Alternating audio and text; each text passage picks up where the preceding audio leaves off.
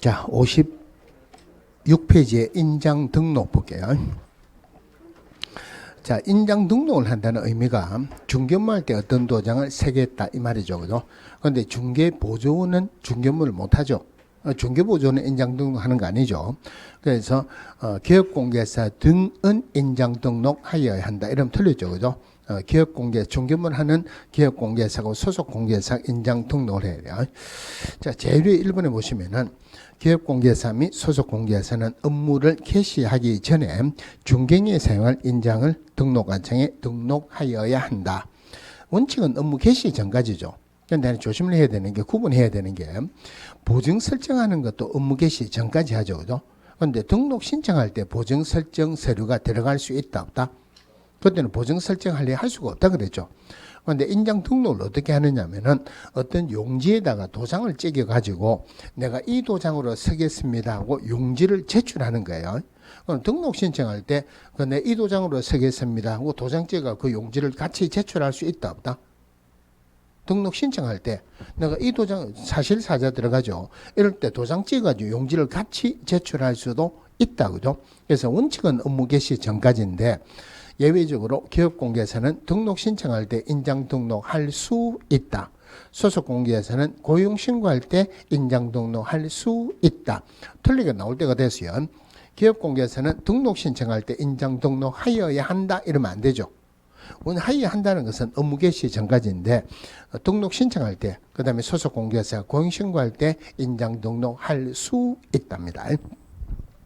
자, 그럼 인장 등록 놓으면은 일단 제일 먼저 생각해야 되는 게 법인하고 개인하고 구분해야 돼요. 자, 그러면은 법인은 어떤 인장 등록하느냐? 이 법인은 법인 인장을 등록합니다. 법인 인장. 그러니까 옛날에는 개인이든 법인이든 전부 다 인감 도장을 했어요. 그럼 인감 도장이다. 우리가 일반적으로 인장이라고 합니까? 인감이라고 합니까? 인감. 근데 우리 법에서는 인장이라 하는데 헷갈리면 헷갈린 대로 하세요. 이거 틀리게 안 나옵니다. 그럼 개인도 인감 도장으로 했어요. 근데 중개업무에 사용하는 그 도장, 인감 도장은 중개사무소에 놔두겠죠. 인감 도장을 중개사무소에 놔두면은 좀 불안할 수 있죠. 그죠? 지금은 개인은 인감 도장을 하는 거 아니에요. 그러면은 인감 도장을 날인하면은 어떤 결론이냐면 상대방의 인감 도장인 걸 알아야 되겠죠. 그래서 인감 증명서를 첨부하는 게 원칙입니다. 그럼 지금은 개인은 인감 도장을 하는 거 아니라 그랬죠. 그죠? 그럼 다른 말로 개인인 경우는 인감 증명서도 첨부 안 합니다. 이제 결론이에요. 공인중개사법이든 부동산 거래 신고에 관한 법률에서든 개인은 어떤 경우에도 인감 도장을 날인해야 되는 경우는 없습니다. 마찬가지로 개인은 어떤 경우에도 인감 증명서를 첨부하는 경우도 없다는 말이에요. 자, 그럼 개인은 여기서 말하는 개인은 공유유산 기업공개사 그리고 중개 소속 공개사도 포함하겠죠. 그죠? 원래는 개인 인감 도장을 했는데 지금은 개인 인감 도장이 아니고 자기 주민등록표 등에 나타난 성명이 기재된 7mm 이상 30mm 이내의 인장을 등록합니다. 여기 제일 처음에 인감 도장에서 바뀔 때 7에서 40mm라고 틀리게 나온 적이 있었어요. 7에서 30mm인데 법인은 크기 규정은 없죠. 그죠? 법인 조심해야 돼요. 법인은 법인 인장을 등록하지 절대 법인은 대표자 인장 등록하는 것 아니다. 이거 조심하시고. 그럼 인장 등록을 어떻게 하느냐면은 내가 이 도장을 서겠다고 도장을 가져가는 게 아니고 도장 용지를 어디에 찍어가지고 종이를 가져간다 그랬죠. 우리 개인인감 증명서에 보면은 인감 도장이 찍혀 있죠. 법인인감 증명서에도 법인인감 도장이 찍혀 있어요. 내가 이 도장으로 서겠다고 법인인감 증명서를 제출합니다. 법인은 법인인감 증명서, 법인인감 증명서 제출로 가름한다. 제출로 가름한다. 대신한다는 순수한 우리말이죠. 법인은 법인인감 증명서만 제출하면은 인장 등록한 거다 이 말이에요. 그런데 개인은 인감 도장을 한 거 아니죠. 그래서 개인은 어떻게 하냐면은 어떤 용지에다 도장을 찍어가지고 용지를 제출하는데 그 용지를 인장 등록 신고서라고 합니다. 인장 등록 신고서를 제출한다. 질문할게요. 자, 법인이 인장 등록하는 방법은 인장 등록 신고서에 인감 증명서 첨부해야 된다. 맞다, 틀렸다? 틀리죠, 그죠? 법인은 어떤 경우도 인장 등록서 들어가는 게 없어요. 인감증명서만 제출하면 됩니다. 자, 그러면은, 자, 법인은 아까 무슨 인장 등록한다? 법인 인장 등록한다 그랬죠. 법인 인장 등록합니다. 법인의 분사무소가 있을 수 있다. 분사무소도 법인입니다. 그럼 분사무소 인장 등록은 어디에서 한다? 분사무소 관련되는 모든 것은 주사무소 소재 시군구청이 한다 그랬죠. 그럼 분사무소도 법인이니까 무슨 인장을 등록하는 게 원칙입니까? 법인이니까 법인 인장 등록하는 게 원칙이다 그죠? 그런데 법인인감 도장도 우리 개인인감 도장은 마찬가지로 하나밖에 없어요. 그럼 하나 가지고 갔다 왔다 서면 되죠. 그런데 분사무소하고 법인 주사무소 거리가 멀면은 하나 가지고 갔다 왔다 서기가 곤란하니까 분사무소는 때로는 법인의 대표자가 보증하는 인장을 등록하기로도 합니다. 자, 이 부분이 인장 등록에서 제일 많이 나왔는데 결론은 분사무소는 법인 인장 등록해도 되고 법인의 대표자가 보증하는 인장을 등록해도 된다 이 말이죠. 그러면은 분사무소는 법인의 대표자가 보증하는 인장을 등록하여야 한답니까? 등록할 수 있답니까? 등록할 수 있다. 이게 틀리게 등록하여야 한다라고 제일 많이 나왔어요. 그럼 거꾸로 분사무소는 법인 인장 등록하여야 한다. 맞습니까? 틀립니까? 법인 인장 등록하여야 한다. 틀리죠. 분사무소는 법인 인장 등록할 수 있다 하면은 맞죠. 이거 해도 되고 이거 해도 되니까 법인 인장 등록할 수 있다 해도 맞죠. 그죠? 그러면은 법인은 법인의 대표자가 보증하는 인장을 등록할 수 있다 하면은 맞다 틀렸다. 법인은 무조건 법인 인장 등록해야 되죠. 작년에 질문에 어떤 게 나왔냐면은 분사무소에서 인장 등록할 때 인감증명서 제출로 가름할 수 있다. 분사무소가 법인 인장 등록할 수도 있죠. 법인 인장 등록할 때는 인감증명서 제출로 가름하면 되죠. 그런데 분사무소에서는 이거 해도 되고 이거 해도 되니까 인감증명서 제출로 가름한다 이러면 안 되죠. 그럼 요거 할 때는 인감증명서 제출로 가름하겠죠. 그런데 법인의 대표자가 보증하는 인장을 등록할 때는 이거 어떻게 해야 됩니까? 분사무소에서 법인 인장을 등록할 때는 법인의 대표자가 보증하는 인장을 등록하면 인감증명서 제출하면 되죠. 그죠? 법인의 대표자가 보증하는 인장을 등록할 때는 이거 어떻게 해야 된다? 그건 고민하지 마세요. 그건 문제 안 나옵니다. 문제 안 나옵니다. 문제가 안 나오는 게 왜 안 나오냐면 출제원이 이거 모릅니다. 이거는 정확하게 표현하면 지배인 인감인데 이거 지배인 인감에 관해서 우리 법이 없어요. 그냥 상법에 나와 있어요. 우리 시험법이 아닙니다. 그러니까 누가 다른 데 가가지고 그 사람 공부에서 공부를 진짜 잘한다고 되게 자랑한다. 꼴보기 싫으면 이거 물어보세요. 법인의 대표자가 보증하는 인장을 등록할 수도 있죠. 이거 등록할 때 어떻게 하느냐 물어보세요. 큰 소리 치지 마라 그래. 그런 거는 제가 말씀드리려 하다가 그럼 더 골치 아픕니다. 문제가 안 나옵니다. 하여튼 요거 할 수도 있고 요거 할 수도 있다. 그죠? 자, 중요한 숫자가 나오는데 인장 변경 등록은 며칠입니까? 원래 공무원이 하는 거는 7일이지만 예외적으로 인장 변경 등록은 며칠? 인장 변경 등록은 7일이죠. 그죠? 7일 이내 합니다. 자, 7일 이내 하는데 요게 틀리게 나오면은 10일로 나오겠죠. 여기 7일로 맞게 나오든 틀리게 10일로 나오든 공유회사법에서 숫자로서는 제일 많이 나온 거예요. 제일 중요합니다. 대신에 조심해야 되는 게 인장 변경 등록을 7일 이내 하는 거지 인장 등록을 7일 이내 하는 것 아니다. 그죠? 자, 그리고 또 하나가 자, 등록증에 보면은 등록증에 인장 찍어 놓는 난이 있어요. 인장 찍어 놓는 난 있고 변경되면 변경되는 인장 찍어 놓는 난도 있습니다. 그런데 등록증에는 기업공개사 손을 못 대요. 그럼 이 도장은 변경되는 인장 도장 찍어야 되겠죠. 이거 기업공개사 찍어야 됩니까? 공무원이 찍어야 됩니까? 공무원이 찍어야 되겠죠. 기업공개사는 손을 못 대요. 그럼 공무원 보고 와서 찍으려 해야 됩니까? 가지고 가서 찍습니까?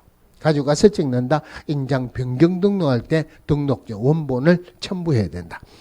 근데 소속공개사 거는 찍어 놓는 난이 없으니까 소속공개사 인장 변경 등록할 때는 등록증 원본 첨부하는 경우는 없어요. 자, 인장 등록하지 않거나 등록하지 아니한 인장을 사용했다. 행정처분할 때 첫 글자 뭐라 할까요? 인 하면 되죠. 그죠? 업무 정지에 민의할 때 인 나오죠. 그러면 이거 위반하면은 기업공개사 위반은 업무 정지, 소속 공개사 위반하면은 자격 정지 두 개다가 3개월짜리입니다. 자, 인장 등록도 문제가 한 문제가 나오고, 그냥 오른쪽에 57페이지 휴업 폐업. 자, 휴업 폐업하기 전에 먼저 봐야 되는 게 우리 고용관계 종료 신고는 사전에 합니까? 사후에 합니까? 사후에 하죠. 그죠? 고용 신고는 물론 업무 개시 전에 하지만은 생략 단계에 고용 후 업무 개시 전까지죠. 사무소 이전 신고는 사전에 합니까? 사후에 합니까? 사후에 하죠. 그죠? 그런데 휴업 나오면은, 자, 예를 들어서 누가 4개월 휴업했어요. 휴업하고 난 뒤에 신고해라. 그러면은 현실적으로 신고하겠습니까? 안 하겠습니까? 안 하죠. 폐업하고 난 뒤에 신고해라. 폐업하고 나면 기업공개사 아니죠. 그 신고 안 했다고 등록과체에서 벌 줄 수가 없죠. 그러니까 휴업, 폐업, 재기업, 휴업기간 변경 신고 넣으면은 일단은 제일 먼저 생각해야 되는 게 사전 신고다. 사전에 미리 신고해야 된다. 이거를 먼저 생각하세요. 자, 그러면은 기업공개사가 감기 몸살을 걸렸어요. 감기 몸살을 갖고 한 5회 정도 병원에 입원을 해 있었어요. 이거 휴업 신고 해야 되겠습니까? 안 해야 되겠습니까? 이거 휴업 신고 하는 게 아니겠다. 그죠? 급한 일이 있어서 뭐 어디에 한 2, 3일 출장을 갔다 왔어요. 그 휴업 신고 해야 될까 안 해야 될까요? 휴업 신고 하는 거 아니다. 그죠? 그래서 휴업은 반드시 신고하는 게 아니고 휴업 신고는 첫 번째가 3개월을 초과해서 휴업하려는 경우 미리 신고해야 된다. 대신에 부득이한 사유 없이는 6개월을 초과할 수 없다. 6개월을 초과할 수 없다. 그 부득이한 사유라는 게 군에 갔다 입영, 병원에 갔다 요양, 학교 갔다 취학 또는 이에 준하는 사유. 이거는 예외죠. 이것도 종종 지문에 하나로 나왔어요. 예를 들어서 요양으로 휴업할 때는 6개월을 초과할 수 있다. 그죠? 자, 이거 맞는 거 보세요. 이제 이 지문이 나올 때는 부득이한 사유 없이는 하는 말은 꼭 나옵니다. 기업공개사는 부득이한 사유가 없이는 3개월을 초과해서 휴업할 수 없다. 맞죠? 틀리죠. 그죠? 3개월을 초과해서 휴업하려는 경우 신고를 해야 되는데 부득이한 사유 없이는 6개월을 초과할 수 없다. 그런데 여기에 부득이한 사유 없이는 3개월을 초과할 수 없다라고 나오면 많이 헷갈린대요. 그거 조심하시고. 자, 그러면 4개월 휴업 신고를 했어요. 4개월 휴업 신고했다. 좀 이따 나오기 전에 휴업 신고할 때 등록증을 반납을 해야 돼요. 등록증을 반납을 해야 된다 하는 말은 휴업 기간이 끝났다. 바로 재기업하면 됩니까? 재기업 신고를 해야 됩니까? 재기업 신고를 해야지 등록증 찾아오겠죠. 그죠? 그럼 요 시점에서 재기업 신고하면 되죠. 그런데 6개월을 초과할 수 없다는 말은 몇 개월까지는 휴업할 수 있다? 6개월까지는 할 수 있다. 그죠? 그래서 처음부터 6개월 휴업 신고할 수도 있고, 아니면은, 휴업기간 변경하고, 전체적으로 6개월까지는 언제든지 할 수 있어요. 그럼 내가 2개월 더하겠다. 휴업기간 변경 신고하면 되죠. 그럼 변경 신고할 때는 원래는 뭐라 했냐면은 휴업기간 만료 5일 전까지 통보해라 그랬어요. 그런데 통보, 신고 구분할 수가 없어요. 그래서 기업공개사 되기 위해서는 등록을 해야 되죠. 기업공개사 되고 난 뒤에 공무원에 하는 것은 전부 다가 신고입니다. 예외적으로 인장만 등록이죠. 그러니까 이거 통보 대신에 신고. 자, 사전 신고다. 굳이 5일 전까지 필요가 없고 여기 되기 전까지만 하면 돼요. 그럼 휴업기간 만료 전까지 하면 되죠. 만료 전까지 변경 신고하면 된다. 그럼 요 시점에 가가지고 재기업 신고하면 되죠. 요 시점에서 재기업 신고하는 경우도 있죠. 자, 4개월 휴업한다 해놓고 2개월 만에 재기업 신고할 수 있다 없다? 할 수 있죠. 그러면은 왜 4개월 휴업한다 해놓고 2개월 만에 뭐 하려고 2개월 만에 재기업 신고하겠습니까? 돈 벌려고. 다른 말로 하면 업무하려고. 사전 신고니까 업무 개시 전까지. 자, 업무 개시 전까지 재기업 신고하면 된다. 그죠?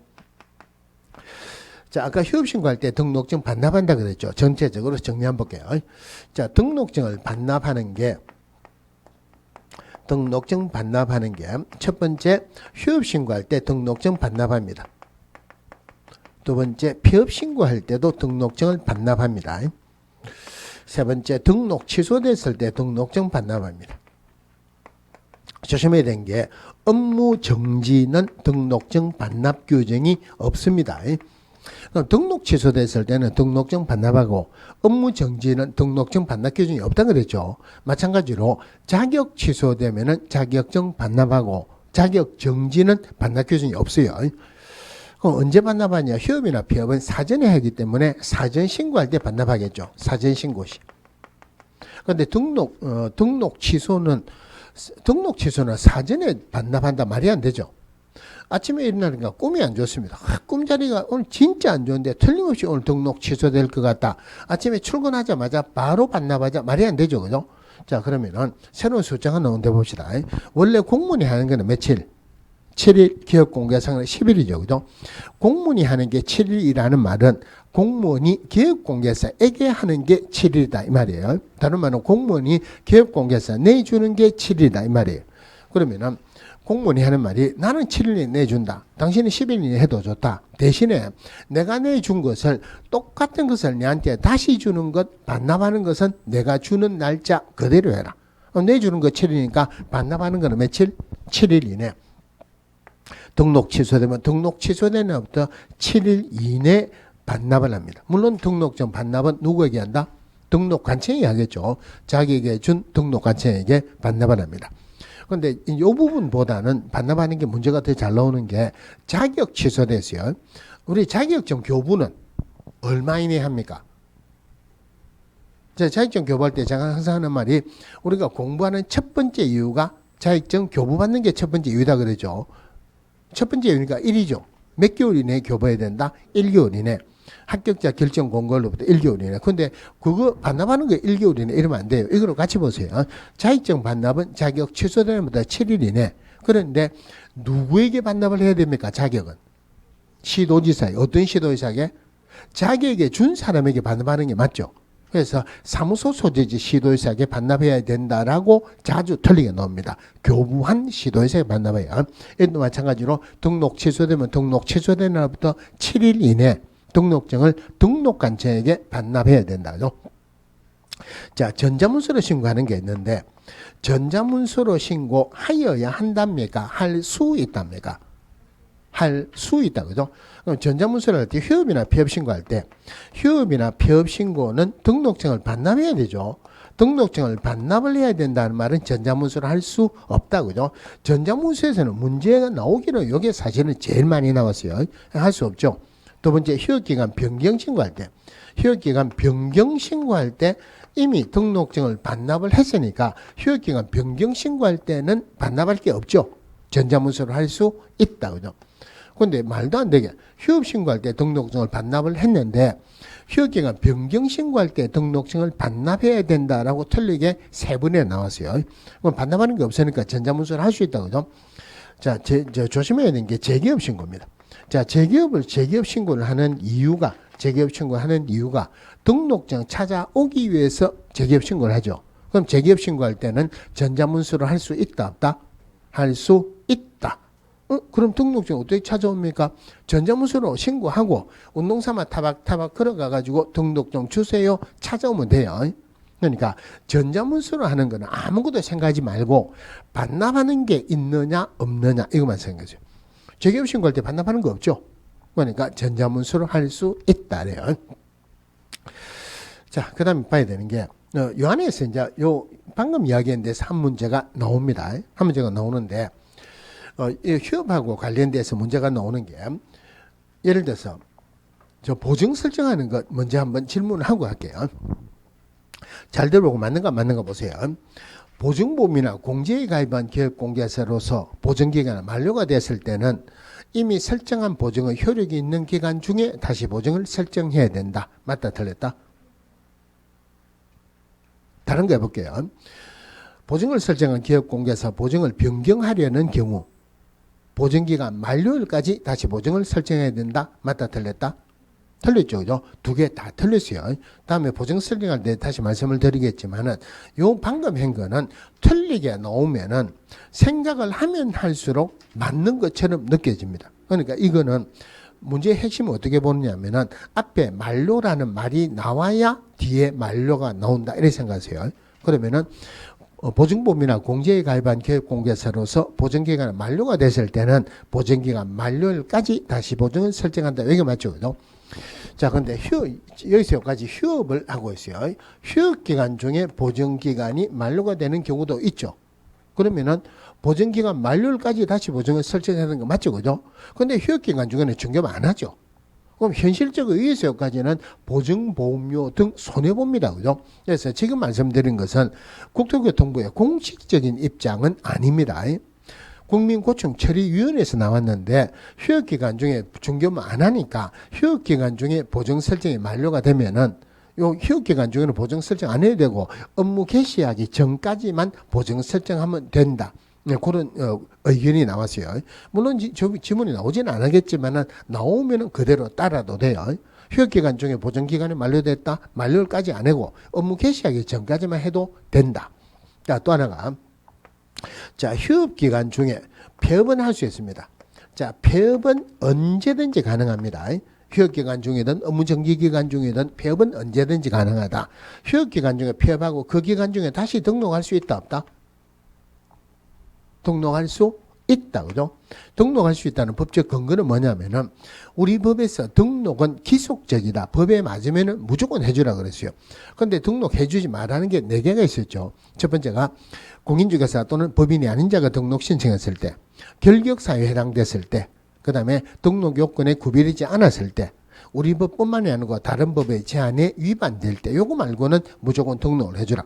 근데 휴업기간 중에 폐업하고 등록해주지 말라는 규정이 없으니까 등록은 할 수 있어요. 근데 요 지문은 잘 안 나옵니다. 한 번씩 나오는 지문이 업무 정지 기간 중에요. 자, 업무 정지 기간 중에는 중개업 못하죠. 이양 못하는 거 폐업하자 할 수 있어요. 업무 정지 기간 중에 폐업하고 다시 등록할 수 있다 없다? 요거는 안 되죠. 만약에 업무 정지 기간 중에 폐업하고 그 기간 중에 다시 등록할 수 있으면은 업무 정지 받았다 전부 다 폐업하고 새로 등록해서 중개업하겠죠. 예, 이건 안 돼요. 우리 법으로 따지면은 업무 정지 받고 폐업한 자로서 업무 정지 기간이 경과되지 않은 자 등록을 결격사에 해당하죠. 결격사에 해당하니까 등록은 안 해줍니다. 요 지문은 한 번씩 나와야 업무 정지 기간 중에 폐업하고 그 기간 중에 다시 등록할 수 없다. 주로 문제가 나온 것은 휴업에서 한 문제는 폐업은 문제가 잘 나오진 않아요. 폐업, 물론 이것도 폐업도 사전신고죠. 그죠? 폐업하려는 경우 미리 신고해야 된다. 물론 폐업 신고할 때 등록증 반납해야 되죠. 옛날에는 어떤 규정이 있었냐면은 개인이 사망했을 때 세대를 같이 하는 자가 지체 없이 등록증을 반납해야 된다 하는 규정이 있었어요. 자, 개인이 사망했을 때 지체 없이 세대를 같이 하는 자가 지체 없이 등록증을 반납해야 된다. 그런데 세대를 같이 하는 자가 없으면은 반납을 못 하죠. 반납을 못 하면 벌 받죠. 그죠? 근데 사망했으면 여기서 벌 안 받죠. 벌 받을 일을 했는데 여기서 벌 안 받으면 저 위에 올라가서 벌 받는 게 맞죠. 근데 자기가 잘못했기 때문에 벌 받는 건 아니다. 그죠? 그래서 이 규정은 없어졌어요. 개인이 사망했을 때 세대를 같이 하는 자가 지체 없이 등록증을 반납해야 된다는 규정은 없어졌는데 그 규정이 없어지면서 어떤 규정이 드러났냐면은 법인 해산으로 등록 취소됐을 때 사망하거나 법인 해산하면 등록 취소되죠. 법인 해산으로 등록 취소됐을 때 이럴 때는 법인의 대표자였던 자가 등록증을 반납을 해야 돼요. 그럼 지금까지 문제의 핵심은 법인 해산으로 등록 취소됐을 때 등록증을 반납하느냐 안 하느냐 이게 문제의 핵심입니다. 그 법인 개인이 사망했을 때는 등록증 반납 안 한다 그랬죠. 근데 법인 해산했을 때는 등록증을 반납을 합니다. 법인은 대표자였던 자가 며칠 이내에 반납한다? 7일 이내. 물론 해산일로부터 7일 이내가 아니고 등록 취소된 날부터 7일 이내 등록증을 반납을 합니다. 자, 그러면은 이제 문제는 여기까지 나와요. 문제는 여기까지 나오는데 휴업 폐업에서도 한 문제는 꼭 나옵니다. 그러면은 휴업 폐업 재기업 휴업기간 변경 신고 위반했다. 행정처분 과태료할 때 첫 글자 뭐로 할까요? 휴 하면 되죠. 그죠? 그러니까 휴업신고 위반했다. 휴 하면 되죠. 폐업신고 위반했다. 첫 글자 뭐로 할까요? 폐업신고 위반했다. 폐하면은 아무리 폐도 침만 튀지 폐 없습니다. 휴업도 휴, 폐업도 휴, 휴업기간 변경 신고, 재개업 신고도 휴가 어디에 들어가냐면은 문둥표 휴게사 보자 100만 원 이하의 과태료 들어가죠. 그죠? 자, 만든 거 보세요. 그럼 여기서 쉬어가는 글자가 무슨 글자입니까? 쉬어가는 글자죠. 이거 휴업이니까 100만 원 이하 중에서 얼마일까요? 두 자니까 20만 원이요. 그럼 질문할게요.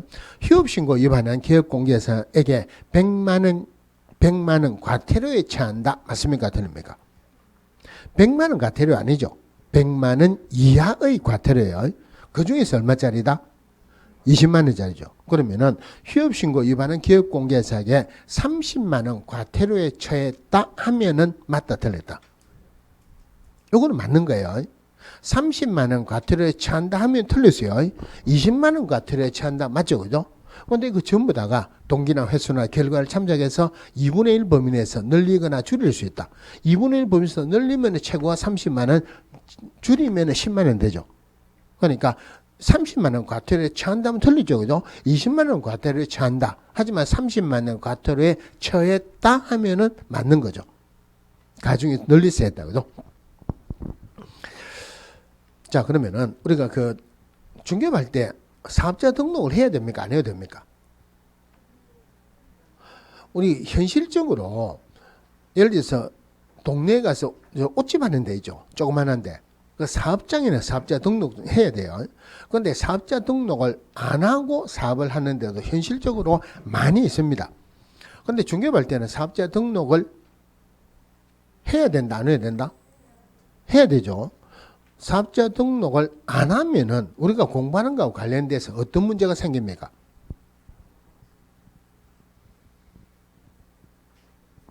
사업자 등록을 안 하면 대항력이 발생 안 하죠. 우리 주택임대차에서는 물건 인도받고 주민등록을 하면은 그 다음날 대항력이 생기죠. 상가에서는 물건 인도받고 주민등록을 하면은 주민등록이 아니고 사업자 등록하면 그 다음날 대항력이 생기죠. 확정일자는 대항력의 요건이 아니다.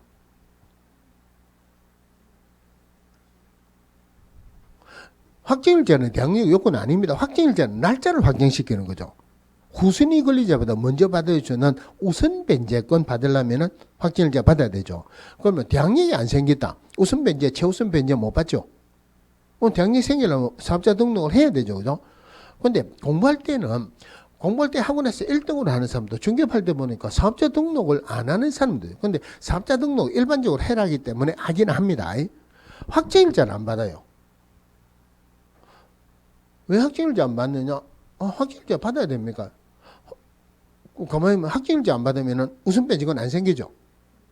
아니, 저 사람, 이 상가 주인 부자인데, 이 사람이 얼마나 부자인데, 이거, 내한테 안 들어온다, 이거 말도 안 됩니다. 사람이 어떤 일이 생길지 몰라요.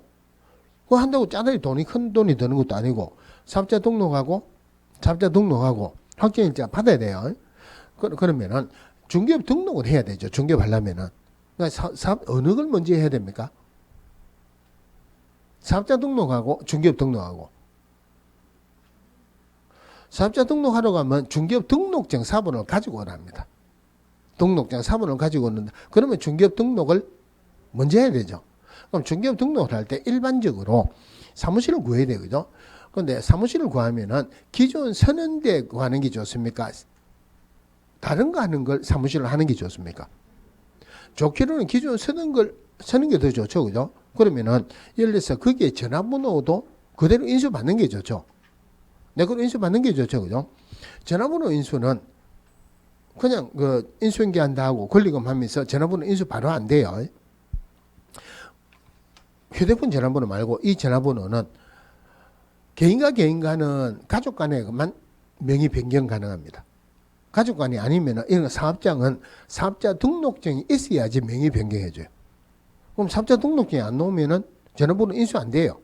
그러니까 권리금 계약을 체결할 때도 이거는 권리금 이제 하고 난 뒤에 사업자 등록이 나오고 중개업 등록하고 사업자 등록하고 난 뒤에 명의 변경한다고 권리금 계약서에 그거 적어야 돼요. 그죠?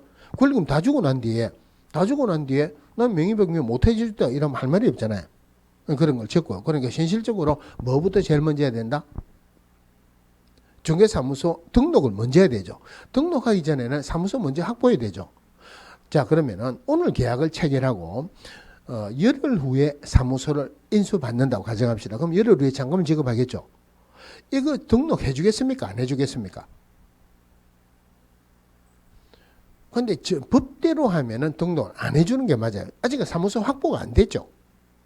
그때 가야지 사무소 확보되죠. 근데 이런 것들은 등록관청에 물어보세요. 물어보면은 해주는 데도 있어요. 해주면 빨리 하는 게 낫겠죠. 그죠?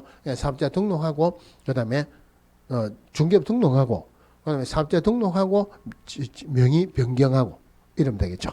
문제는 나오는 게 아니고, 그러면은 폐업하게 되면은 중개사법에서도 폐업신고 해야 되죠. 부가세법에 따른 폐업신고도 별도로 해야 돼요.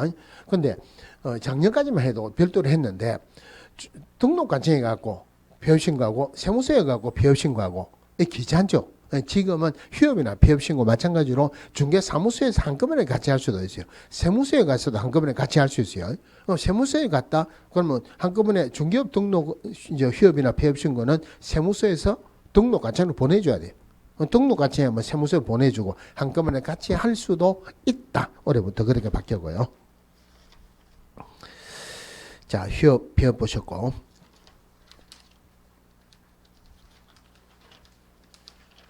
자, 그 다음에 쭉 넘어가시면은 중개계약 및 부동산 거래 정보망 나오는데 제가 수업할 때 중개계약은 항상 뒤로 미루죠. 그죠? 이거는 중개실무에서 하기로 하고, 부동산 거래 정보망 먼저 보겠습니다. 자, 부동산 거래 정보망을 설치 운영하는 자를 거래 정보 사업자라 그래요.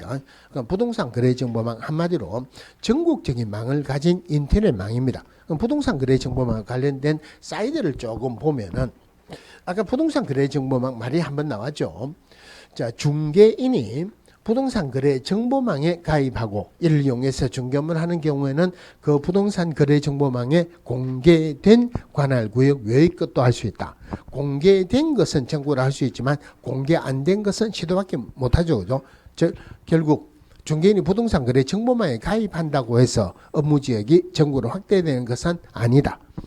자, 또 하나가 A가 갑에게 우리 집 팔아달라. B가 갑에게 어떤 집을 사달라. 이래 가지고 중개가 이루어지겠죠.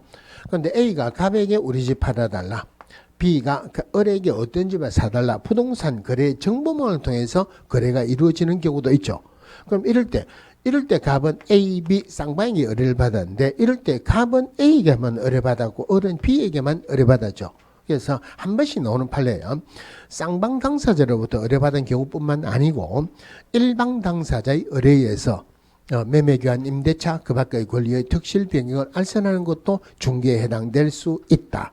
자, 그리고 부동산 거래 정보망을 통해서 거래가 이루어지면 필수적으로 공동 중개가 된다. 그런 내용이죠. 자, 부동산 거래 정보망 아까 부동산 거래 정보망 법인이 기업 공개에서는 부동산 거래 정보망 설치 운영할 수 있다 없다? 법인이 겸업업무에 부동산 거래 정보망을 설치 운영할 수 있다 이런 말은 없었죠. 그죠? 그러니까 다른 말로 부동산 정보 제공에 관한 업무는 법인이 기업 공개에서는 할 수 없다는 말이에요. 자, 그러면 이거 한번 봅시다. 자, A가 갑에게 우리 집 팔아달라. 부동산 거래 정보망의 정보를 공개했어요. B가 을에게 어떤 집을 사달라. 검색을 해보니까 맞아졌습니다. 자, 이게 부동산 거래 정보망이죠. 그럼 결론적으로 부동산 거래 정보망에는 기업공개사만 가입할 수 있습니다. 기업공개사만 가입할 수 있다. 여러분들 부동산 거래 정보망에는 가입할 수 있다 없다? 가입할 수 없죠. 혹시 여러분들 직방 이런 거 들어봤어요? 그다음에 다방 이런 거 들어봤죠? 한방 이런 거 들어봤습니까? 이런 거 안 들어봤죠? 그러니까 한방이 현실적으로 부동산 거래정보망을 설치 운영하기로 현실적으로는 공인중개사 협회 한 군데만 현재 하고 있어요. 거기서 하는 그 부동산 거래정보망 이름이 한방이에요. 그럼 여러분들은 가입 못하죠. 가입을 못하니까 여러분들 이름도 안 들어봤다는 말이에요. 오로지 누구만 가입할 수 있다? 기업공개사만 가입할 수 있어요. 그럼 어차피 이게 인터넷망으로 서니까 여러분들 인터넷 합니다. 그죠? 중개의뢰인은 가입은 못하지만 들어가서 구경만은 할 수 있다 없다? 구경도 못합니다. 왜냐하면은 자, B가 들어가서 구경을 할 수 있으면은 자기가 원하는 집이 있어요. 을이라는 기업 공개사 통하겠습니까? 안 통하겠습니까? 바로 연락하지 안 통한다. 그럼 을은 굶어 죽는다는 말이에요. 을이 굶어 죽는다는 말은 갑도 굶어 죽는다 이 말이죠. 우리가 지금 공부하는 이유가 대박을 한번 터뜨려 보자고 하는데 그 대박 터뜨리는 거 가능합니까? 불가능합니까? 자, 우리 주택에 대한 조례는 주택에 대한 보수는 시도 조례로 정하죠. 보통 뭐 요즘은 금액이 많이 높죠. 옛날에는 뭐 아파트 해봤자 1억, 1억, 2억 그랬지만 요즘은 기본적으로 5억, 6억, 비싼 거는 9억 넘어가 10억 넘어가지고 그죠? 한 5억이라고 가정해 봅시다. 그러면 주택에 대한 보수는 시도 조례로 정하는데 낮아도 0.4%, 보통 0.5%, 높으면은 0.6% 금액에 따라서 0.5% 가정해 봅시다. 0.5%는 쌍방의 가치 받죠. 1%죠. 500만 원에 5억의 1%가 얼마예요? 5억의 1%면은 500만 원이죠. 한 건 하면 500만 원이에요. 두 건 하면 얼마예요? 1000만 원. 한 달에 두 건 했는데 1000만 원이에요. 속으로 내가 한 달에 두 건밖에 못 하겠나? 벌 수 있습니까? 없습니까? 경기가 안 좋다 하더라도 이거는 왜냐면 투기나 투자 목적으로서는 상황에 따라서 다를 수는 있어요. 실제로 사는 사람들이죠. 실제로 사는 사람들은 이사 갔다가 왔다가 해야 돼요. 벌 수는 있습니다. 대박을 터뜨리자고 하는 건데 기업공개사 굶어 죽으면 안 되죠. 기업공개사 굶어 죽으면 안 되니까 결론은 뭐냐면은 부동산 거래정보망이든 거래정보 사업자 할 때는 이 중개 의뢰인은 말로든 행동으로든 글로든 얼씬거리지도 마라. 중개 의뢰인은 얼씬거리지도 마라. 나오면 굉장히 골치 아픈 문제 나중에 좀 설명을 드릴게요. 그럼 부동산 거래정보망을 설치 운영하는 자를 거래정보 사업자라는 거죠. 그럼 부동산 거래정보망 설치 목적 여러분들 이럴 필요는 없습니다. 있는가 맞는가 안 맞는가만 보세요. 부동산 거래정보망이란 기업공개사와 중개 의뢰인 상호 간에 부동산에 관한 정보를 교환하는 체계를 말한다. 틀렸죠, 그죠? 어디가 틀렸죠? 중개 의뢰인 들어가면 안 되죠. 기업공개사 상호 간에 들어가야 돼요. 중개 의뢰인 들어가면 안 돼요. 그러면은 이 부동산 거래정보망을 설치 운영하는 자를 거래정보 사업자란다. 전국적인 망을 가진 인터넷망이다. 대상이 전국이면 누구 소관이다? 국장 소관이죠. 그래서 국토교통부 장관이 거래정보 사업자를 지정할 수 있다. 여기는 지정이라는 말을 씁니다. 물론 이게 틀리게 나올 가능성은 별로 없습니다. 그런데 어떤 질문이 한번 나왔느냐 하면은 기업공개사 되기 위해서는 등록관청으로부터 인가받아야 한다. 맞습니까? 틀립니까? 기업공개사 되기 위해서 인가받는 게 아니고 등록을 해야 되죠. 그렇게 하면 틀리게 나왔어요. 그 다음에 공개사 협회 설립할 때는 국장에게 인가받아야 되는데 허가주의를 택한다라고 틀리게 나온 적이 있었어요. 그거하고 관련되면은 나올 수 남은 것은 요거 하나밖에 없어요. 거래정보사업자 국장에게 신고하는 것도 허가받는 것도 인가받는 거 아니죠. 그죠? 지정받는다. 그러면 지정받을 수 있는 요건은 첫 번째가 부가통신사업자로 신고가 돼야 돼요. 부가통신사업자는 우리 시험 범위가 아니니까 깊이 있게 몰라야 됩니다. 굳이 알려고 하면은 쉽게 생각하면은 전화선이나 인터넷망을 통해서 사업하는 사람이 부가통신사업자다. 그러면 되죠. 그죠? 자, 부가통신사업자로 신고가 되고 그 다음에 요건에 일단 아까 누구만 가입할 수 있다? 기업공개사만 가입할 수 있어요. 가입한 기업공개사가 500명 이상은 돼야 돼요. 그 중에서 2개 이상의 시도에서 각각 30명 이상 가입용 신청을 해야 됩니다.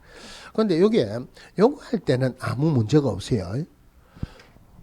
거래정보 사업자 500명 이상, 2개 이상의 시도에서 각각 30명 이상.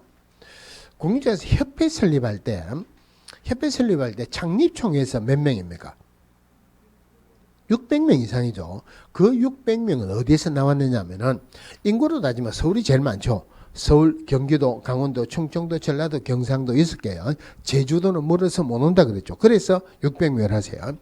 자, 협회할 때 맞는 거 보세요. 창립총회에서 600명 이상 참석을 해야 되는데 그 중에서 서울에서 100명 이상, 2개 이상의 시도에서 각각 20명 이상 참석해야 된다. 맞다, 틀렸다? 그러니까 요게 헷갈리게 놓으면은 통째로 바뀌어도 헷갈리고 중간에 바뀌어도 헷갈립니다. 그거는 2개 이상 이런 게 아니고 서울에서 100명, 나머지 시도 전체에서 각각 20명 이상. 요거는 2개 이상의 시도죠. 그죠? 그리고 여기는 30명, 아까 협회에서는 20명. 헷갈리면은 발기인총회 몇 명, 발기인총회 세자니까 몇 명 이상? 300명. 300에서 창립총회 600으로 2배가 뛰었죠. 그러니까 20명. 여기에는 30명. 요리 정 안 되면 이래라 보세요. 자, 그 다음에 자격이 있어야 돼요. 자격은 공인중개사가 자격입니다. 그래서 공인중개사 1명 이상, 정보처리 기사도 1명 이상 확보해야 된다. 원래는 각각 2명 이상이었는데 완화돼가지고 1명 이상씩 바뀌었어요. 그 다음에 대용량의 컴퓨터가 있어야 되겠죠. 자, 거래정보사업자 지정받을 때 누구에게 지정받는다? 국장이 받죠. 그럼 거래정보사업자는 누구 소관이다? 국장 소관이다. 그러니까 이 컴퓨터 용량은 누가 인정할 수 있어야 된다? 국장이 인정할 수 있어야 되죠. 여기는 시도의사나 등록관청은 한 번도 안 나옵니다. 여기서 컴퓨터에서 중요한 것은 이 컴퓨터는 거래정보사업자로 지정받을 수 있는 요건에 들어가죠. 그러면은 거래정보사업자로 지정받을 수 있는 요건에 들어간다는 말은 이 컴퓨터는 거래정보사업자가 쓰는 겁니까? 아니면은 가입한 기업공개사가 쓰는 겁니까? 거래정보사업자가 쓰는 거예요. 법에서 표현하기로는 가입한 기업공개사가 이용하는데 지장이 없을 정도. 거래정보사업자에서는 한마디로 말하는 메인 컴퓨터예요. 가입한 기업공개사 쓰는 컴퓨터라고 틀리게 세 번이나 나왔어요. 기업공개사 게 아니고 거래정보사업자 거죠. 자, 이 질문 나갈게요. 자, 거래정보사업자로 지정받기 위해서 500명 이상의 공인중개사가 가입 이용 신청을 해야 된다. 맞죠? 500명 이상의 공인중개사 맞아요? 오로지 기업공개사. 숫자보다는 기본적인 개념이 더 중요합니다. 그 다음에 자격 확인 이제 확보해야 되죠. 공인중개사, 기업공개사 몇 명 이상? 공인중개사, 기업공개사 몇 명 이상 확보해야 된다? 아니죠. 그죠? 자격은 공인중개사가 자격이지 기업공개사 자격 아니에요. 그러니까 여기서 공인중개사 1명 이상이지 공인중개사는 기업공개사다. 그냥 기업공개사다 이러면 안 돼요. 그럼 국장에게 지정 신청을 하면 여기 해당하는 서류가 들어가면 되겠죠. 그러면은 제일 골치 아픈 게 500명 이상 기업공개사 가입비용 신청 받는 게 제일 골치 아픕니다. 그러니까 거짓으로 신청을 할 수도 있다. 그래서 가입비용 신청서 사본에다가 거짓말하지 말라고 가입한 기업공개사의 인감증명서를 첨부했어요. 자, 인감증명서를 첨부했는데 아까 인장 등록할 때 나왔죠.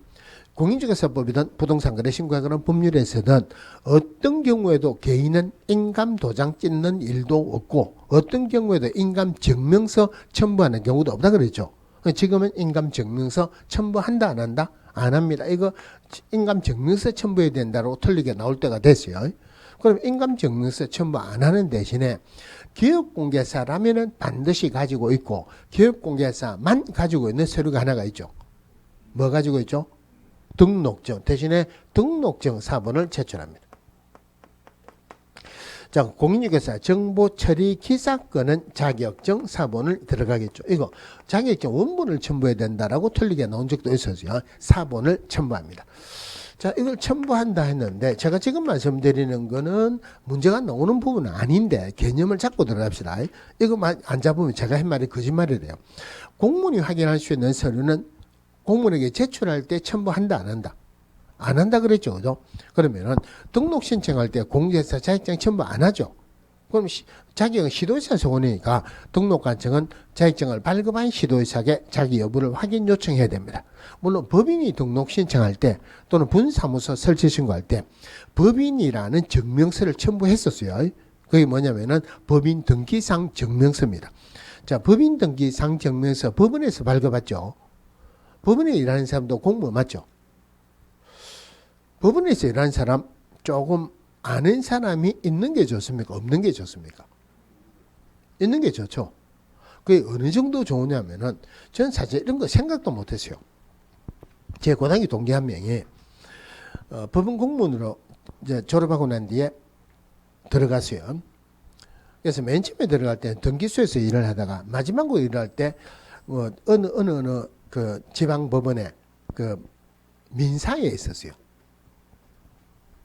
어느 날 동기들이 만났어요. 술 한잔 먹다가 다 가고 나는데 둘이서 한 잔 남아서 또 마셨습니다. 저보고 하는 말이 내 법무사 자격증이 있으니까 조금 있다가 법무사 할 거다 나올 거다 1년 남았대요. 1년 안에 법하고 관련된 게 있으면 자기한테 전부 다 이야기를 해야 돼요. 법하고 관련된 거 있으면 자기한테 전부 다 이야기해라. 어떤 거라도 해결해 주겠대요. 그럼 말이 됩니까? 안 됩니까? 말이 안 되죠. 예를 들어서 형사라고 그러면은 누구한테 이야기를 해갖고 형을 좀 줄여달라 하는 거는 가능하죠. 민사는 이 친구가 해결해 줄 수 있겠습니까? 못 하겠습니까? 그래도 해결해 준대요. 그거 가능합니다. 무슨 말이냐면은 판사가 그 안에 사건을 보려고 하면 서류가 굉장히 많죠. 그 서류 일일이 다 못 봐요. 서류가 많이 한 것을 법원 직원들이 간출해 줍니다. 한 두세 장으로. 별로 필요 없는 거 빼고 그것만 보고 하죠. 그죠? 매일 그래 해주는 사람이 판사한테 가고 사실 우리 그 친척인데 이거 좀 봐주세요. 판사는 뭐라 하겠습니까? 실제로 봐주면 안 되죠. 법으로 따지면은 안 돼. 그러면은 뭐라 하겠습니까? 알겠습니다. 나옵니다. 서류 정리해줍니까? 안 해줍니까? 안 해줍니다. 서류 정리해줘도 엉터리로 정리해주겠죠. 그러니까 사람이 사는 이상은 면이란 게 있죠. 그럼 이거 안 되는데 하여튼 알았습니다. 그리고 해준대요. 그러니까 그 친구가 하는 말이 형사든 민사든 나오기 전까지 1년 안에 있는 건 빨리 저한테 이야기를 해라. 해결해 준다고. 지금 나가가지고 이제 법무사를 하고 있어요. 어느 법원이다, 어느 법무사다 하는 거는 말을 하면 곤란하죠. 그죠? 자, 근데 법인 등기상 증명서 법원에서 발급받죠. 법원에서 일하는 사람도 공무원 맞죠? 공무원이 확인할 수 있죠. 지금은 법인이 들어갈 때 법인 등기상 증명서 안 들어갑니다. 자, 사무소 건축물 대장에 기재된 건물이어야 되죠. 건축물 대장은 공무원이 가지고 있으니까 공무원이 확인할 수 있죠. 그러면은 건축물 대장은 안 들어갑니다. 공무원이 확인할 수 있는 서류는 첨부를 안 한다 그러죠. 그죠? 그런데 이거 등록증, 자격증 공무원이 확인할 수 있다 없다? 공무원들끼리 확인할 수 있죠. 그런데 여기에서는 서류가 들어갑니다. 이거 왜 들어가느냐면은 한 집에 1학년, 2학년, 3학년 형제가 3명이 있어요. 1학년이 공부하다 모르면 2학년 형님한테 물어보면 되죠. 그런데 3학년 형님이 모른다, 2학년 동생이 안다 하더라도 보통 물어봅니까? 안 물어봅니까? 쪽팔려서 안 물어보죠. 똑같아요. 1학년 동생이 등록관청이고 2학년 형이 시도지사, 제일 큰 형이 국토교통부 장관이에요. 그러면 1학년 동생 등록관청 모르면 시도지사에 물어보면 되죠. 지금은 물어보면 되는 게 아니고 물어봐야 되죠. 첨부 안 하니까 물어봐야 돼요. 근데 국장이 모른다, 시도지사에 물어봅니까? 안 물어봅니까? 안 물어본다 그랬죠. 안 물어보려면 알아야 된다, 몰라도 된다. 알아야 안 물어보죠. 그죠? 그러니까 국정에 들어갈 때는 등록증, 자격증, 사본을 첨부한다는 말이에요. 자, 지정 절차 볼게요. 자, 지정 절차. 절차라는 말이 무슨 과목에서 많이 나옵니까? 공법에서 많이 나오죠. 절차법이니까. 절차라는 말은 뭐가 중요하냐면 순서가 중요해요. 절차라는 말은 뭐가 중요하냐면은 날짜, 숫자가 중요합니다. 그럼 일단 요건에 맞춰가 지정 신청을 국장이 했어요. 지정 신청을 하면은 요건에 맞으면은 일단 지정서를 교부해 줍니다. 지정서 교부한다. 30일 이내 교부합니다. 자, 다른 질문 한번 하고 갈게요. 우리 거래계약 체결하면은 부동산에 대한 매매에 관한 거래계약 체결하면 부동산 거래 신고해야 되죠. 자, 부동산 거래 신고는 거래계약 체결로부터 3개월입니까? 6개월입니까? 부동산 거래 신고는 거래계약 체결로부터 3개월 이내 한다? 6개월 이내 한다? 요게 여러분들이 문제가 돼요. 제가 물어볼 때 부동산 거래 신고는 거래계약 체결로부터 얼마 이내 신고합니까? 하면은 여러분들 답이 30일 이내라고 나올 거예요. 그런데 3개월 이내 한다 그러면은 그게 30이나 3개월이나 비슷한 숫자니까 맞다고 넘어갑니다. 비슷한 숫자, 객관식의 가장 맹점이에요. 주관식을 해라 할 때는 자기가 아는 거 적는데 객관식에 틀리게 놓으면은 그렇죠. 그렇게 생각되는 그게 제일 맹점이 있어요. 30일 3개월, 작년에도 3개월이라고 틀리게 나왔어요. 그래서 3자 넣으면 같이 비슷한 거는 조심하셔야 돼요. 그래서 30일 이내 지정서를 교부하고 지정서 교부받으면은 거래정보사업자 됐어요. 지정서 교부받고 3개월 이내 운영규정을 국장에게 승인받습니다. 운영규정 국장에 승인받는다 3개월 이내. 지정서 교부받고 1년 이내 설치 운영합니다. 설치 운영한다. 요거 얼마 이내? 1년 이내죠. 요거 6개월 이내라고 틀리게 나온 적도 있었고, 또 하나가 운영규정을 승인받은 날로부터 1년 이내라고 틀리게 나온 적도 있었어요. 운영규정을 승인받은 날로부터 아니죠. 그죠? 지정서 교부받은 날로부터 1년 이내. 그럼 여기에서 문제의 핵심이 주로 30일, 3개월, 1년 요게 주로 틀리게 나왔습니다. 자, 지정 절차에 대해서는 틀리게 딱 한 번 나왔는데 맞는 거 보세요. 거래정보사업자로 지정받기 위해서 국장에게 운영규정을 승인받아야 한다. 맞다 틀렸다? 다시요. 거래정보사업자로 지정받기 위해서 국장에게 운영규정을 승인받아야 된다? 틀리죠. 지정받고 운영규정을 승인받지 지정받기 위해서 승인을 받는 것은 아니다. 그죠? 자, 그럼 거래정보사업자의 의무를 보면 거래정보사업자가 있어요. 거래정보사업자 국장이 지정할 수 있으니까 즉 국장이 거래정보사업자 위에 있죠. 그죠? 거래정보사업자 밑으로는 가입한 기업공개사가 있다. 자, 그러면은 위로는 국장이 있고 밑으로는 기업공개사가 있다. 거래정보사업자는 누구에게 잘해야 된다 했습니까? 이상 이런 것들은 보통 학원에 가면은 다 대답해 놓는데 답은 둘 다에게 잘해야 된다. 누구에게 더 잘해야 된다? 밑에 있는 기업공개사 더 잘해야 되죠. 원래는 위에 사람한테 잘해야 되는 거 맞죠? 그죠? 근데 요즘 밑에 갑질 잘못하면은 회사 망하죠. 요새 갑질 잘못해가지고 회사 망하는 무슨 유업인가 뭐 이런 거 있죠. 그죠? 밑에 갑질 잘하면 안 되니까 밑에 기업공개사에게 더 잘해라고 위반하면 벌이 큽니다. 1년에 1천. 위에 국장 관련되는 거 위반하면은 500만 원 이하의 과태료예요. 자, 결론은 거래정보사업자는 아까 국장 소관이죠. 그럼 거래정보사업자에 주는 과태료는 누가 부과한다? 국장이 부과합니다. 국장이 과태료를 부과한다 하는 말은 과태료는 무조건 얼마야? 500만 원이냐? 또 거꾸로 거래정보사업자에게 주는 과태료 무조건 얼마야? 500만 원 이하죠. 그럼 500만 원 이하 국장과 관련됐고 아까 지정서 교부 받으면 거래정보사업자 됐죠. 그죠? 그러고 난 뒤에 운영규정 3개월 이내에 국장에게 운영규정 승인을 받아라. 그런데 3개월 이내에 운영규정을 승인을 안 받았어요.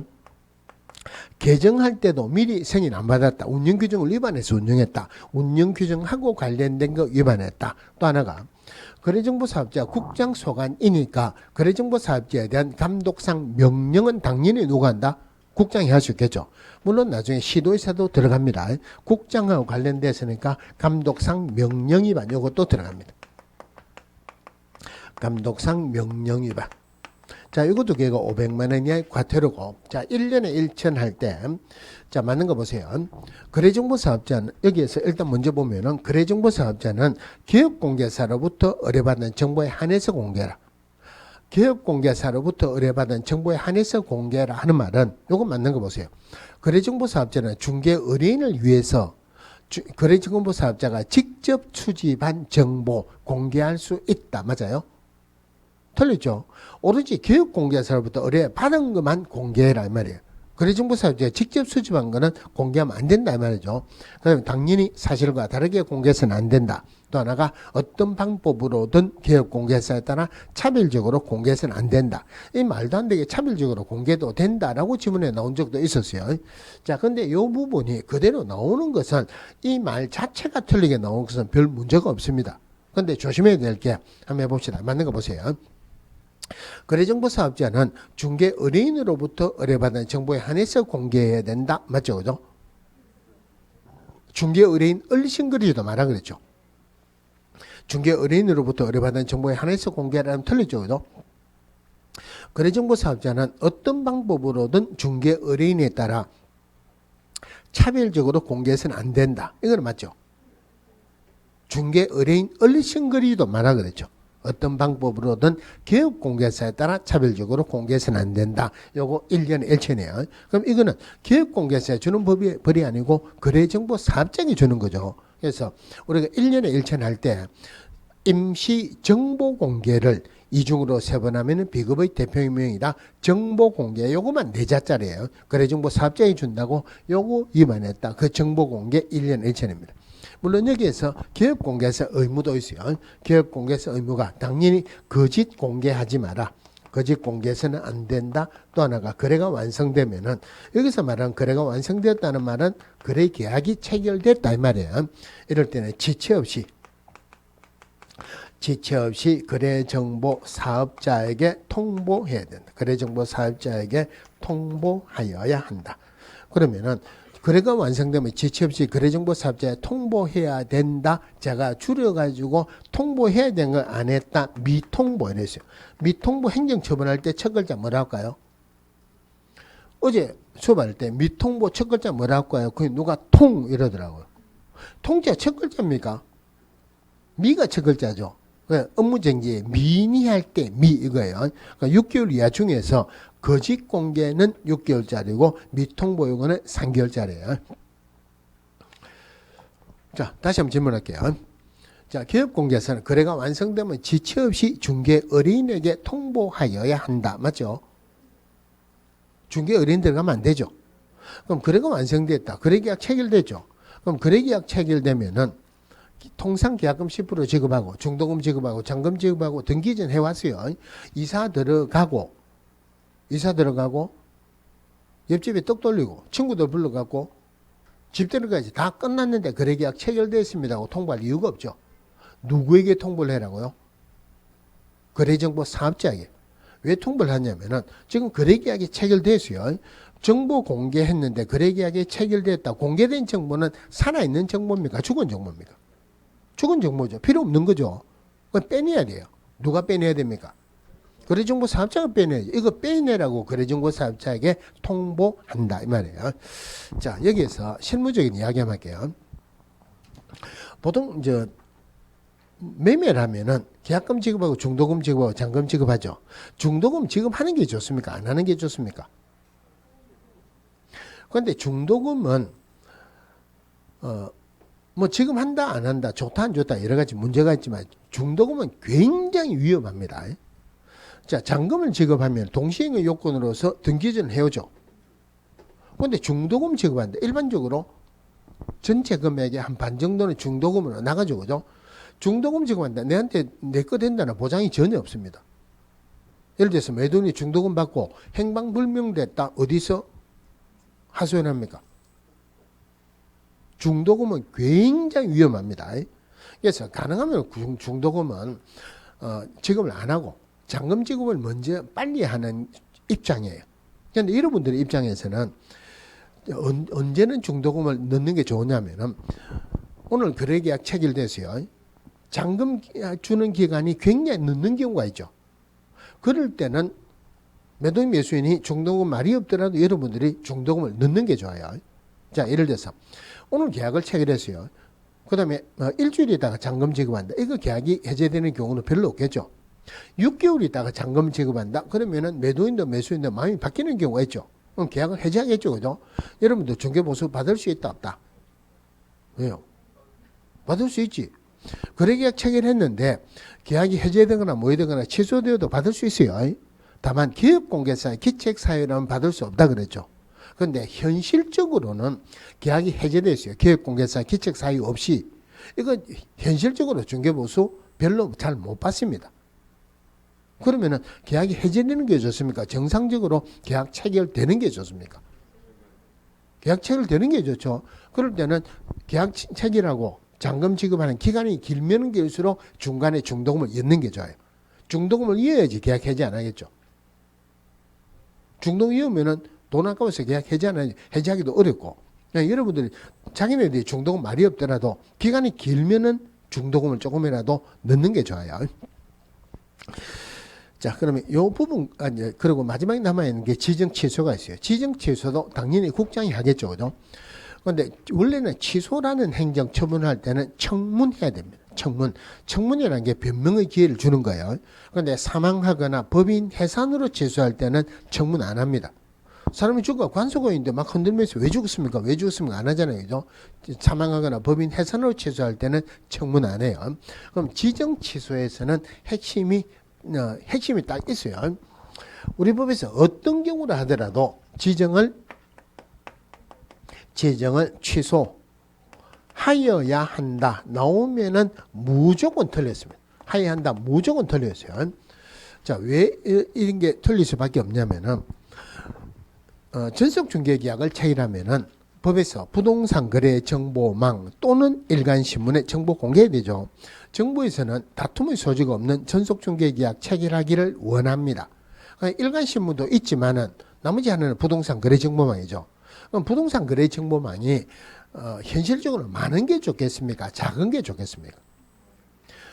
지정을 취소하여야 한다는 규정이 없는 게 왜냐하면 지금 현재로서는 부동산 거래 정보망을 설치 운영하는 곳이 공제사 협회 딱 하나밖에 없어요. 그런데 지정을 취소하여야 한다라면은 대상이 되면 무조건 취소해야 돼요. 하나도 안 남아 있을 수가 있죠. 겁이 나서 지정을 취소하여야 된다는 규정을 둘 수가 없다는 말이에요. 그래서 핵심이 첫 번째예요. 어떤 말이 있더라도 지정을 취소해야 된다 틀렸어요. 그럼 지정을 취소할 수 있다면 취소할 수 있다. 그럼 여기에서 거짓이나 부정한 방법으로 지정을 받았던 개인이 사망하거나 법인 해산으로 계속적인 운영이 불가능하든 아니면은 나머지는 이거 전부 다 지정을 취소해야 한다가 아니고 할 수 있답니다. 나머지는 다 외우지 말고 골치 아프게 다 외우지 마세요. 이것만 보세요. 지정서 교부받으면 거래정보사업자 됐다 그랬죠. 거래정보사업자 되고 난 뒤에 하나라도 위반하면 전부 다가 지정을 취소할 수 있답니다. 운영규정 3개월 이내 승인 안 받았다. 개정할 때도 미리 국장이 승인 안 받았다. 1년 이내 설치 운영 안 했다. 운영규정을 위반해서 운영했다. 기업공개사로부터 의뢰받은 정보에 한해서 공개해야 되는데 이거 위반했다. 사실과 다르게 공개했다. 어떤 방법으로든 기업공개사에 따라 차별적으로 공개했다. 위반하면 전부 다 지정을 취소할 수 있다요. 그런데 요거는 기업공개사의 의무지 거래정보사업자의 의무는 아니죠. 결론적으로 지정서 교부받고 하나라도 위반하면 전부 다가 지정을 취소할 수 있는데 요거는 빠집니다. 감독상 명령 위반은 지정을 취소할 수 있는 사유에 안 들어갑니다. 나중에 수업할 때는 제가 이 말을 해요. 어떤 경우를 하더라도 지정을 취소해야 한다. 무조건 틀렸다. 전부 다가 지정을 취소할 수 있는데 감독상 명령 위반은 안 들어간다. 이러면 하더라도 문제는 전부 다 풀릴 수 있어요. 자, 여기까지가 끝인데 사이드를 하나 보면은 등록 신청하면은 수수료 내야 되죠. 등록 신청하면 좀 이따 등록증 받죠. 그죠? 도장 찍어주니까 수수료 내겠죠. 지정 신청할 때는 누구 도장 찍어서 지정서 내주겠습니까? 국장 도장 찍어서 내주겠죠. 그거는 수수료 안 냅니다. 수수료 규정이 없어요. 왜냐면은 지금 거래정보사업자 한 명밖에 없다 그랬죠. 겁이 나서 지정을 취소해야 한다는 규정을 둘 수도 없다 그랬죠. 그죠? 자, 근데 누가 지정 신청하면 국장은 좋아하겠습니까? 안 좋아하겠습니까? 좋아하겠죠. 가는 데마다 잘해줄게 지정 신청해라 그럽니다. 근데 지정 신청할 때부터 수수료 내라 그럼 기분 나쁘겠죠. 에이 안 한다 체압부라 하겠죠. 그죠? 그래서 지정 신청할 때는 수수료 규정은 없습니다. 한 번도 질문 안 남았어요. 자, 또 하나가 등록 취소되면은 등록증 반납하죠. 등록 취소된 날부터 7일 이내 등록증을 등록관청에 반납하죠. 그 다음에 자격 취소되면은 자격증 반납하죠. 자격 취소된 날부터 7일 이내 자격증을 교부한 시도에서 반납합니다. 그럼 지정 취소되면은 며칠 이내 누구에게 지정서 반납하는 게 맞습니까? 7일 이내 국장에게 반납해야 된다. 그런 규정은 없어요.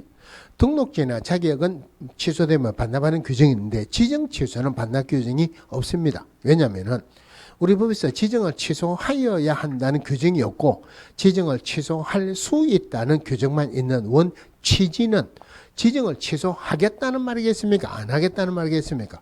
안 하겠다. 전부 다 위반하면 전부 다 지정을 취소할 수 있다 이랬죠. 그죠? 물론 감독상 명령 위반은 빼고 전부 다 지정을 취소할 수 있다라는 말은 지정을 취소 안 하겠다는 말이에요. 지정을 취소 안 하겠다 했고 지정을 취소할 수 있다고 법이 만들어졌는데 지정 취소되면은 며칠 이내에 지정서 반납해라 들어갈 이유가 없죠. 그래서 여기는 지정 취소되었다 지정서 반납 규정은 없습니다. 그런데 현실적으로 부동산 거래 정보망 별로 의미는 없어요. 부동산 거래 정보망 별로 의미는 없어요. 왜냐하면은 굉장히 인터넷으로 많이 하죠. 인터넷 굉장히 많이 하죠. 그죠? 근데 부동산 거래 정보망을 하게 되면은 어떤 장점이 있느냐면은 이 부동산 거래 정보망은 지금 현실적으로는 누구만 설치 운영하고 있다 했습니까? 공주에서 협회 한 군데 하고 있어요. 오늘 한 군데 하고 있다. 그러면 협회에서 가입돼 들어가면 그 부동산 거래 중 이거 들어가면은 계약 체결하면 계약서 그대로 나옵니다. 계약서 그대로 있으면서 들어가는 납만 빛나느라 그것만 넣으면 돼요. 확인 설명서 넣으면 확인 설명서 그대로 넣으면 됩니다. 그럼 동일한 아파트에 확인 설명서 하면은 별도로 안 적어도 되죠. 앞에 있는 거 블루가 그대로 하면 돼요. 나중에 지났다. 와, 내가 계약이 얼마나 체결됐는가 한꺼번에 같이 또 전체적으로 쫙 나옵니다. 그래서 보기로는 굉장히 편리해요. 굉장히 편리하다. 근데 다른 IT로 하는 게 많죠, 그죠? 많으니까 가면 갈수록 중요성은 떨어지지만 편리하기로는 실제로 기업공개사 중개업을 하는 데는 많이 편리합니다. 그래서 이거는 전속 중개하고 관련돼 가지고 한 문제가 꼭 나오는데 가면 갈수록 부동산 거래 정보망에 대한 중요성은 떨어집니다. 다른 인터넷 사이트가 많으니까. 그래서 나올 때도 있고 참 어떨 때는 또 안 나올 때도 있어요. 자, 부동산 거래 정보망 보셨고, 자, 그 다음에 74페이지 기업공개사 등의 의무 간단하게 한번 보고 갈게요. 자, 거기 보면 기업공개사 및 소속공개사는 전문 직업인으로서 진의 품위를 유지하고 신의와 성실로서 공정하게 중개 관련 업무를 수행해야 된다. 틀리게 안 나옵니다. 하나만 조심하시면은 중개보조는 자격증이 없죠. 전문 직업이라 보기는 어렵다, 그죠? 중개보조는 중개무 못하죠. 그러니까 기업공개사와 소속공개사지 기업공개사 등 하면 안 되죠. 그거 하나 조심하시고. 그럼 기업공개사는 품위 유지 의무가 있죠, 그죠? 기업공개사는 품위 유지하기 위해서 구두를 얼마 만에 한 번씩 닦아야 된다. 이건 말이 안 되죠. 단순히 선언적인 의무에 불과합니다. 이번에 선량한 관리자로서의 주의 의무. 자, 그 밑에 한마디로 기업공개사는 선량한 관리자로서의 주의 의무가 있다. 이래 되어 있는데 이 부분에 제가 설명을 드렸는데 한 번 더 할게요. 자, 이거 볼 때는 중개계약을 같이 보셔야 돼요. 자, A가 갑에게 우리 집 팔아달라 중개계약을 체결했어요. 자, 갑이 다른 손님을 모시고 집 보러 왔습니다 하면 A는 집을 보여줘야 된다, 안 보여줘도 된다. 당연히 보여줘야지 집 할 수 있죠. 그죠? 이 말을 우리 법으로 표현하기로는 의뢰인은 기업공개사가 확인 설명하는 의무를 이행하는데 협조해야 되는 의무가 있다. 의무가 있어요.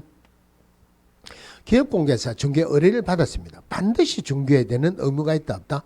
의무가 없죠. 그래서 옛날에는 이 중개계약을 편무계약이라고 그랬어요. 한쪽으로만 의무가 있다고. 굉장히 오래전에 중개계약의 법적 성격으로 틀린 것은 뭐냐? 틀린 답으로 쌍무계약이 나왔습니다. 누가 쌍무계약으로 해가지고 틀려서 한 문제 차이로 떨어졌어요. 억울하겠죠, 그죠? 소송을 했습니다. 소송을 하니까 판사가 판결을 하면서 이 중개계약이란 것은 우리 민법에 계약의 종류가 몇 가지 있어요. 민법의 계약법에 계약의 전형적인 종류가 15개가 있어요. 그 15개 중개계약이라는 이름은 없습니다. 이름이 없다고 무명계약이라고 해요. 이름이 없다고 무명계약이다. 다른 말로 전형적인 계약이 아니다. 비전형계약이다 이 말이에요. 그런데 계약법에 나와 있는 계약 중에서는 위임하고 가장 유사하다. 위임 유사 계약이에요. 중개계약은 위임 유사 계약이다 하는 말은 중개 의뢰받은 기업공개사는 의뢰인으로부터 위임을 받은 거나 마찬가지로 본다는 말. 위임을 받았다. 그러면 위임편에 보면은 위임을 받은 자는 선량한 관리자로서의 주의 의무가 있다. 선관주의 의무가 있습니다. 그러면은 이쪽으로도 의무가 있고 이쪽으로 의무가 있죠. 그러니까 지금은 이 판례 때문에 중개계약은 편무계약이 아니고 쌍무계약이다. 여기에서 기업공개사는 선량한 관리자로서의 주의 의무가 있다. 그죠? 자, 그러면은 소속공개사는 선량한 관리자로서의 주의 의무가 있습니까? 없습니까? 있다고 봐야 되죠. 근데 판례에서는 개업 공개사는 선량한 관리자로서의 주요 의무가 있다. 소속 공개사는 안 들어갔어요. 이거 왜 판례에서는 안 들어갔을까요? 이런 것들을 물어보면 선생님들한테 물어보더라도 대답을 해줄 수 있는 사람이 극히 없습니다. 소속 공개사가 빠졌다. 소속 공개사도 성관주의 의무가 있다고 생각을 하세요. 그 정도로 합니다. 천만의 말씀 만만의 공덕이에요. 판례는 확대 해석을 안 하죠.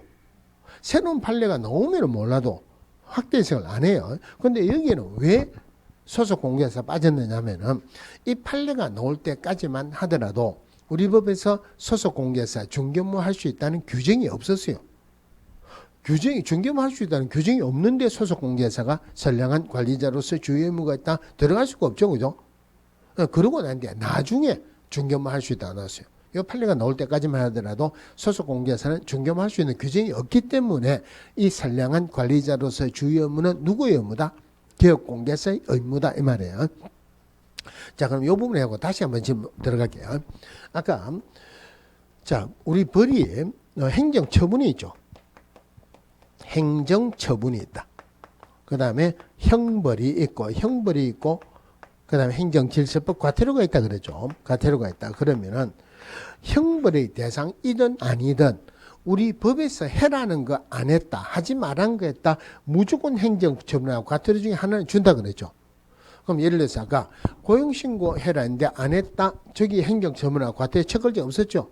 그럼 기타 명령위반으로서 1개월 업무 정지라 그랬죠. 그럼 예를 들어서 기업공개사 선량한 관리자로서의 주요 의무를 위반했어요. 이럴 때는 벌 줍니까 안 줍니까? 업무 정지 준다 안 준다?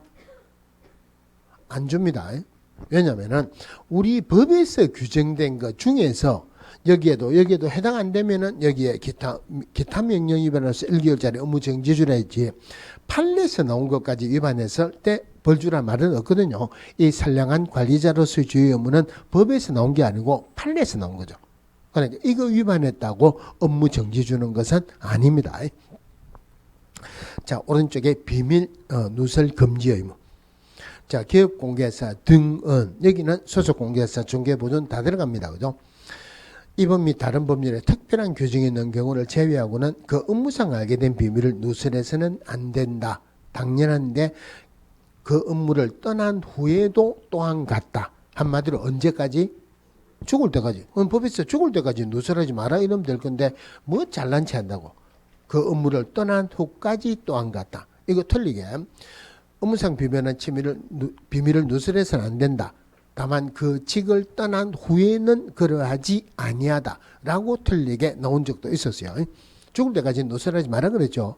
그런데 중간에 예외가 있습니다. 중요한 건 아니에요. 우리 법이나 다른 법에 특별한 규정이 있는 경우를 제외하고는 언제라는 말은 없어요. 무슨 말이냐면은 우리 그 법정에 정인으로 출두했다, 청문회 정인으로 출두했다 선서하죠. 진실만을 이야기할 것을 선서합니다. 위정하면 위정죄로 처벌받겠습니다. 선서해놓고 나는 비밀 준수 의무가 있기 때문에 이거 말 못하겠다 이런 거 하지 말라는 말이에요. 자, 그게 중요한 건 아니고. 자, 그런데 비밀 준수 의무를 위반했다. 우리 벌칙 행정처분할 때 첫 글자 뭐로 할까요? 비 하면 되죠. 비 뭐 할 때 놓냐면은 1년에 1천짜리에 임시 정보 공개를 이중으로 세번하면은 비급의 대표명이다. 1년에 1천이에요. 그러면은 이 비밀 준수 의무를 위반했다. 1년에 1천 주고 업무 정지 줍니까 안 줍니까? 자, 여기 보세요. 형벌의 대상, 아까 비밀준수 의무를 위반은 1년에 1천이라고 그랬죠. 1년에 1천 물어볼 때 비하는 거 자주 나옵니다. 형벌의 대상이든 아니든 행정관청에서 주는 행정처분하고 과태료 무조건 하나 준다 그랬죠. 무조건 하나 줍니다.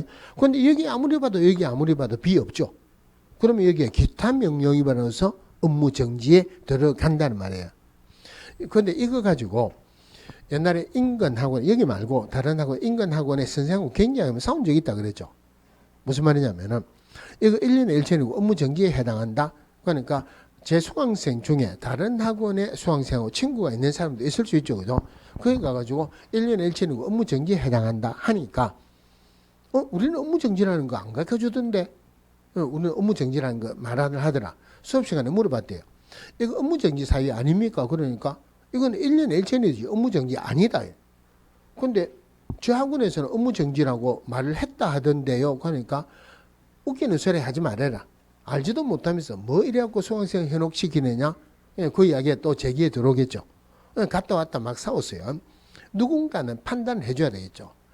마침 다행스럽게 그해 그 문제가 나왔어요. 비밀준수 의무를 위반했다. 업무정지에 해당한다. 문제가 나왔으면 제가 이겼죠. 그러니까 결론은 뭐냐면은 여기든 무조건 줍니다. 어기면은. 근데 여기든 별로 표가 없는 것은 기타 명령에 따라서 1개월짜리 업무정지에 해당한다. 그런데 1년에 1천인데 우리 공제사법에 딱 하나 있는 반의사 불벌죄예요. 반의사 불벌죄라 하는 말이 피해자의 명시된 의사에 반하여 벌하지 못한다. 피해자가 벌하지 마라 그러면은 벌을 못한다는 말이에요. 현실적으로 제일 대표적인 게 뭐가냐면 회사에서 일을 하면은 월급 받죠, 그죠? 월급을 안 주면 노동부에 가서 고발하면 되죠. 고발하면 제일 처음에 물어봅니다. 회사 사장 처벌하기를 원합니까? 원하지 않습니까? 원하지 않는다 하면은 처벌 못합니다. 반의사 불벌죄죠.